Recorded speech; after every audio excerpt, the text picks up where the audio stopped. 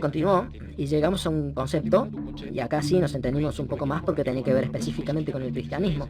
Ahora nosotros sabemos que, en resumen, la doctrina dice, nosotros somos los pecadores porque nuestros antepasados cometieron el pecado, el considerado pecado original.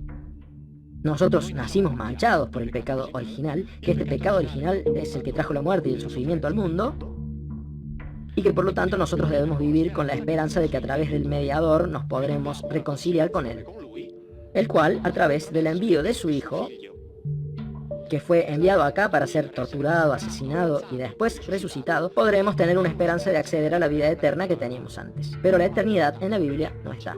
Cuando se habló del pecado original, la pregunta respondió primero el rabino principal. Acá se pone dificultoso hablar porque no quiero ofender la sensibilidad de nadie, porque para los judíos el pecado original no existe, porque en la Biblia no está. Y por eso él dice, con razón es dificultoso hablar de esto porque no quiero ofender, habiendo cristianos que creen en el pecado original, era incómodo, así que por eso dice no quiero ofender la sensibilidad de nadie. El pecado original es un concepto que empezó a introducir el apóstol Pablo en la carta a los romanos, donde dice que por culpa de un hombre, Adán, el mal, el sufrimiento, vino al mundo, y que gracias a este otro hombre, que sería Jesucristo, se vuelve a tener la esperanza. Así que el concepto del pecado original comienza a elaborarlo Pablo, y después lo tomará San Agustín de Hipona, y ahí comenzará la gran fábula. El biblista valdense dijo, ya sabrán que el pecado original es el de la desobediencia, ¿no?, de Adán y Eva.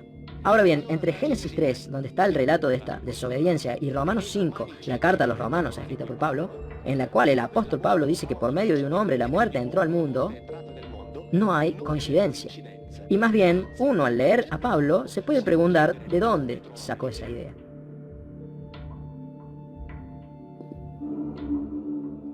Y yo estoy de acuerdo con él, entonces paremos esta farsa, ¿no? Empecemos a preguntar de dónde sacó esa idea desde el momento en que no está en la Biblia. El católico dijo, hay que separar el concepto del pecado original del concepto plánico, es decir, que si los padres han pecado, los hijos sufren las consecuencias. Una situación de este tenor, según mi punto de vista en el Nuevo Testamento, es ampliamente contradictoria, pero también desafortunadamente es ampliamente usada por la teología. O sea, continuamos, yo me voy a comer una pizza, si ya está todo dicho. No está la palabra eternidad, no está omnipotente, no está inmortalidad, no está la creación desde la nada, no está el pecado original. ¿Y de qué estamos hablando entonces? Y eso es lo que vengo diciendo desde hace 6 años, de un libro de historia común y corriente, uno de los muchos libros de historia que la humanidad escribió a lo largo de su historia. Y se acabó ahí. No está el pecado original. Y si no está el pecado original, acá en el auditorio está Laura Fecia, que escribió un libro muy bueno, que es Apariciones Marianas, el gran fraude, y también está preparando otro, igualmente polémico, más incluso. En 1800, así que es un libro que recomiendo, en 1854, Pío IX, el Papa, proclamó el dogma de la Inmaculada Concepción, el cual para muchos cristianos significa que la Virgen María concibió a Jesús sin hacer la cochinada del sexo. Inmaculada Concepción significa que Él es el único ser humano de toda la historia en haber nacido sin la mancha del pecado original. Pero si el pecado original no existe, todos nosotros nacimos sin esa mancha. Así que por lo tanto ese dogma es un dogma que mañana por la mañana va a ser falso. O en la mejor de las hipótesis, dogma que mañana por la mañana desaparecerá. Porque todos nosotros nacimos inmaculados, porque el pecado original no existe. 1858. En Lourdes, a Bernadette Soubirous se le aparece la figura femenina que ella llama Aqueró, que en el idioma, en el dialecto pirenaico, quiere decir aquella. Ella la llamaba siempre aquella. Eso después se convirtió en la Virgen cuando la Iglesia, como viene a explicar ahora, cuando la Iglesia se adueñó de todo esto. Y aquella dijo, 4 años después del dogma, yo soy la Inmaculada Concepción. Ahora, si era la Virgen, ¿sabía de lo que estaba hablando? Viendo que el pecado original no existe.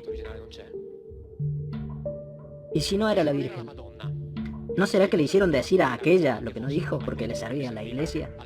Que alguien avalase ese dogma que dogmatizaba la nada.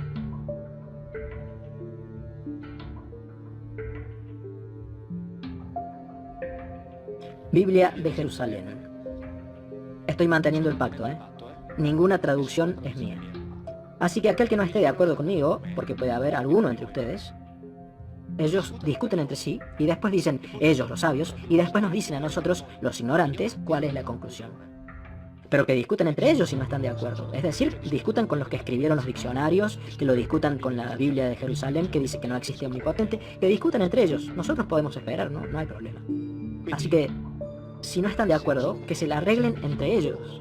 Y no estoy hablando de usar ni siquiera una sola de mis traducciones. Les estoy diciendo que la respuesta a todo lo que dicen ellos ya está escrito en la Biblia. Pecado original. Génesis 3. Ya saben, cuando Adán y Eva desobedecieron. Por cierto, esto viene perfecto para hablar del libre albedrío. La primera vez que Adán y Eva toman una decisión propia, se la mandan a guardar. Así que este es el libre albedrío. Es decir, te hacemos libre para decidir, pero si no haces lo que decimos nosotros, eso es libre albedrío. En lo que a mí respecta, no, discúlpenme. Es decir, todos los dictadores del mundo dicen, si no haces lo que digo yo. Y si ustedes leen la Biblia van a ver que todo gira alrededor de esto. Si ustedes hacen lo que les digo, yo los ayudo. Y si ustedes no hacen lo que yo les digo, los aniquilo. Y eso es acá, acá, no en el más allá. Acá los extermino. Este es el libre albedrío del Dios bíblico. Que por suerte no es Dios, obviamente. Era un simple gobernante como todos los demás. Ahora bien, resumiendo, estos dos individuos toman esta decisión autónoma que entre otras cosas significa la de volverse autónomos desde el punto de vista de la reproducción. Eva, es muy probable, como está escrito incluso en la literatura rabínica, se unió sexualmente con uno de ellos. Caín es muy probable que sea hijo de uno de ellos. En cambio Abel es hijo del encuentro sexual entre Adán y Eva. Y después al respecto les voy a leer algo curioso que pasó con Adán cuando le presentaron a Eva. Ahora bien, digamos, la desobediencia. Biblia de Jerusalén. Aquí no se habla de un castigo para el hombre, por motivo de una falta cometida, sino más bien de una medida preventiva. Así que cuando Adán y Eva toman esta decisión autónoma, los Elohim dicen, y lo pueden leer en la Biblia, lo pueden leer.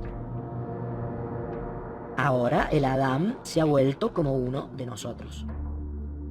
Así está escrito, ahora el Adán se ha vuelto como uno de nosotros.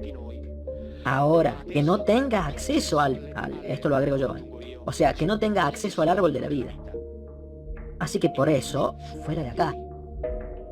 Se trata de una medida preventiva porque los Elohim tenían terror de que el Adán, que ya ha entendido ciertas cosas, tuviera acceso al árbol de la vida donde se hacen otras cosas determinadas porque se podían volver poderosos y muy peligrosos para ellos. Se trata de una acción preventiva. Así que no es que los expulsan del paraíso como un castigo, los expulsan para evitar que se volvieran poderosos y que después se les pusieran en contra. Pero no termina acá.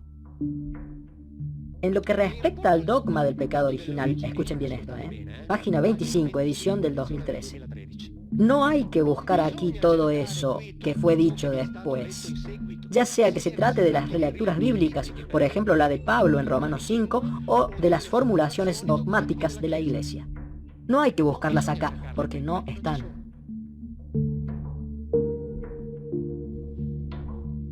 No hay una palabra que signifique Dios, tampoco una para eternidad, tampoco omnipotente, tampoco creación, tampoco inmortalidad. No existe el pecado original.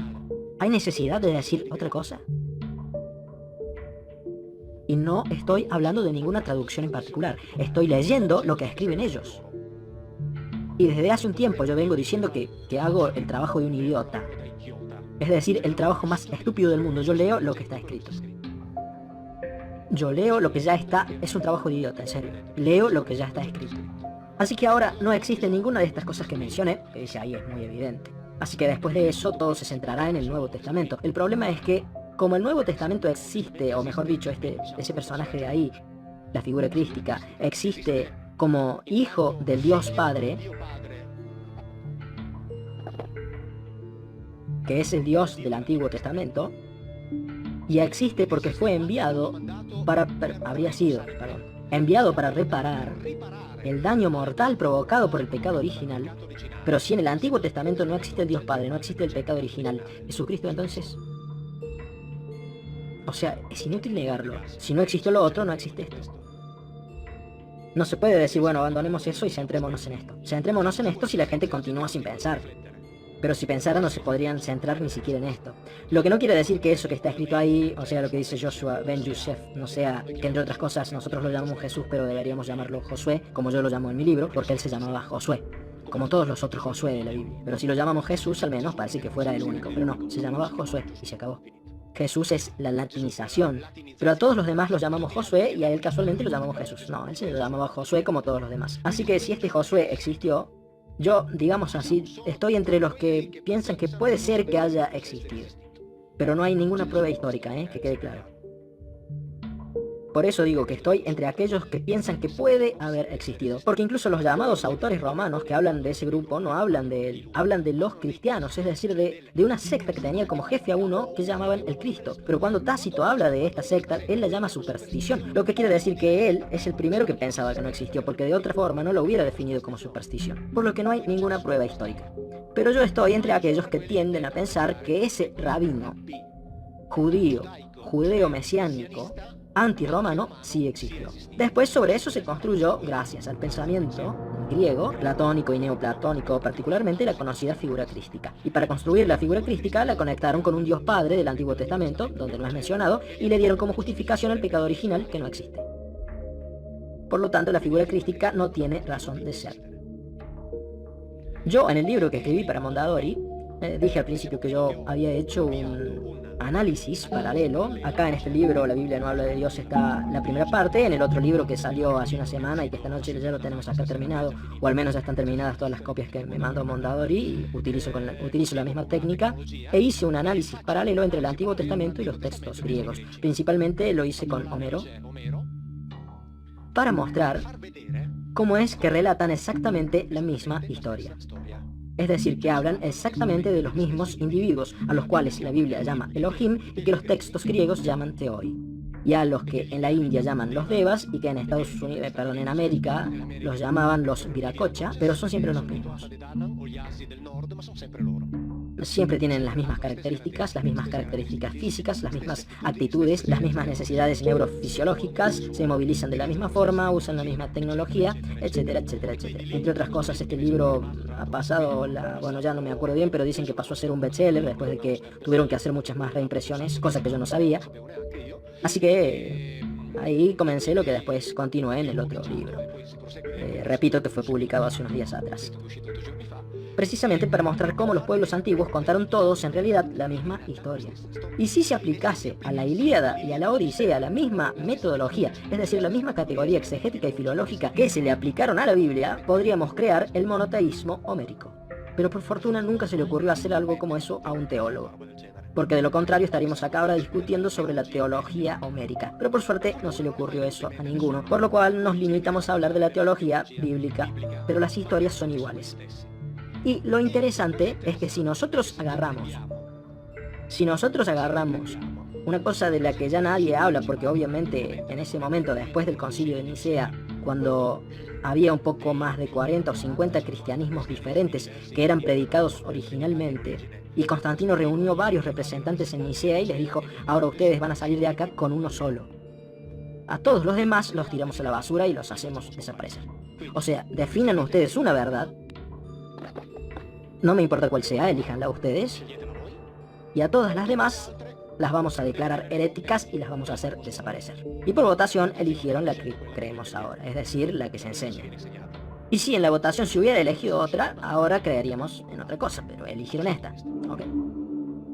Después de lo cual, todo eso que hacían y decían los primeros cristianos, obviamente, se fue buscando hacerlo desaparecer. Después, por suerte, escribieron libros, como por ejemplo los de Celso.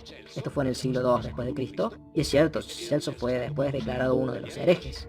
Y también, por ejemplo, los de Justino Mártir, que por el contrario fue declarado santo y es uno de los padres de la Iglesia. Y ahora escuchen lo que dice Celso. En su libro llamado El verdadero discurso, en el capítulo 5, estamos en el siglo II después de Cristo, por lo que habla de las varias creencias de los cristianos. Dice: bien, dejemos afuera todos los puntos que se pudieran refutar al que llaman su maestro, y considerémoslo un auténtico mensajero. Ahora bien, ¿fue él el primero y el único en venir, o algún otro vino antes que él? Si intentan, está hablando de los cristianos, si intentan afirmar que es el único, ahí se los puede atrapar en una flagrante mentira y contradicción, porque afirman tajantemente que también vinieron otros, alrededor de un número de 60 o 70 por vez. ¿Entendieron?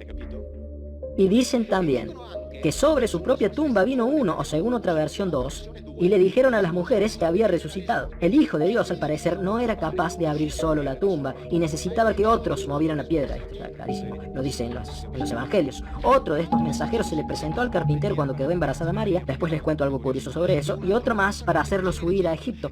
Él está bien lejos de ser el único que se dice que vino a visitar al género humano. siglo II después de Cristo. Los cristianos decían que estos sujetos venían en grupos de 60 y también de 70 por vez. O sea, todo esto de acá se hizo desaparecer porque eligieron la verdad que dice que ese es el único Hijo de Dios y eso es lo que tenemos que creer. Pero los primeros cristianos no creían eso. Justino Mártir, padre de la Iglesia, santo. En su libro Apología del Cristianismo, digamos que era coetáneo de Celso, le escribía al emperador Antonino Pío. Le escribía al emperador Antonino Pío para decirle, pero ¿por qué nos persiguen a nosotros los cristianos? ¿Por qué? Y escuchen lo que le dice.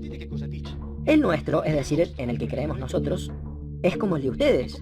Usted sabe de hecho de la cantidad de hijos de Zeus que se habla en las escrituras suyas, y que son como los del nuestro. Hermes, que es el intérprete de Logos, Asclepio, que curaba, Heracles. Después, alguno intentará reprobar el hecho de que fue crucificado, aunque también esto es algo común entre los hijos de Zeus, que nombré al principio. Después, el que digamos que nació de una virgen, aunque esto también sea para vosotros algo común con la historia de Perseo. Cuando afirmamos que él sanó a cojos y paralíticos, todo esto es igual a lo que hacía vuestro Asclepio. O sea que el padre de la iglesia, santo, dice, ¿pero por qué se la agarran con nosotros? Porque seguimos a uno que sea exactamente igual a esos que siguen ustedes. No hay ninguna diferencia y esto es recontra evidente. Y lo dice un padre de la iglesia. Dice, ¿pero por qué se la agarran con nosotros? El nuestro es como el de ustedes. Igual, no hay ninguna diferencia. ¿Entienden? Después llega el concilio de Nicea, después el de Constantinopla, y a partir de ahí nosotros tenemos el credo niceo-constantinoplano, el que dice yo creo en Dios, Padre Omnipotente, Creador de todo, toda una cosa que se inventaron ahí.